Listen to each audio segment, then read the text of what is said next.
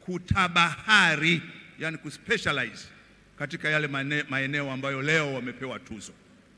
Sasa tunatoka kwenye uandishi wa habari wa jumla tu, tunakwenda kwenye uandishi wa habari ambao mtu ametabahari katika eneo hilo. Lakini pia tuzo hizi zitahamasisha matumizi ya Kiswahili sanifu na fasaha. Na Mheshimiwa Rais, naomba niliseme moja kwa unyenyekevu mkubwa sana, ili leo ikiwezekana baada ya hapo tusilutumie. Hakuna walaji wa habari, kuna watumiaji wa habari.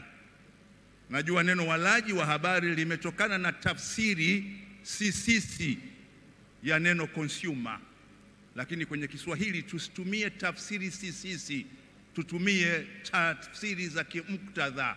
Na kwa muktadha huo, hawa sio walaji wa habari, hawa ni watumiaji wa habari. Kwa hiyo naamini kabisa jambo hili litatusaidia sana. Mheshimiwa Rais, tumeamua kuhamasisha tena uandishi wa habari wa maendeleo, development journalism.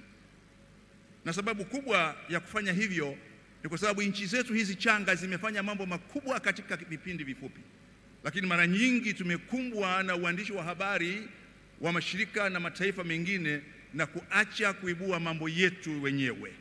Makala tulizoziona Mheshimiwa Rais leo zimeonyesha kazi kubwa ambayo imefanyika katika miaka minne ya uongozi wako, ambayo imeleta mabadiliko makubwa vijijini, na kazi kubwa sasa ni kuyaleta yale maendeleo ya vijijini katika sekta ya elimu, afya, nishati na mambo yote hayo, ili Watanzania na dunia nzima wayafahamu.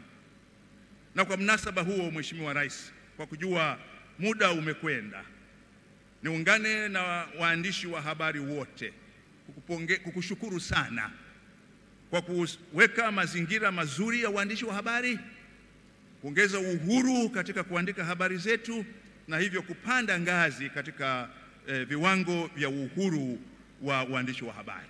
Lakini waandishi wa habari wenzangu, katika kazi yetu ya uandishi wa habari tunasukumwa na mambo ambayo ningependa niyaseme.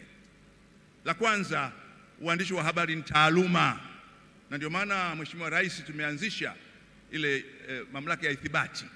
Kazi yake kubwa pia ni kuendeleza taaluma na utaalamu, lakini pia kusimamia maadili, mila, desturi na kunga za uandishi wa habari, kunga za uandishi wa habari.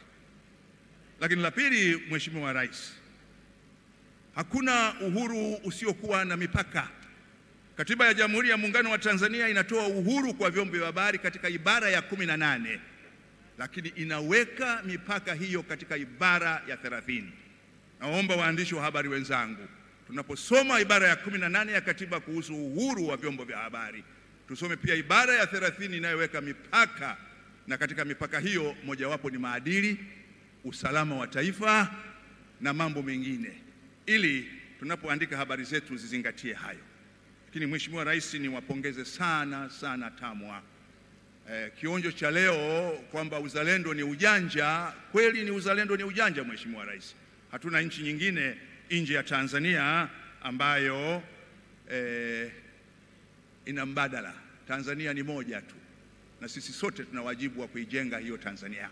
Na Tanzania hiyo ambayo ni moja, kwa mapenzi ya Mwenyezi Mungu, rais wake ni Dr. Samia Suluhu Hassan, na yeye amefanya mambo makubwa ambayo umeyaona kwa ufupi tu.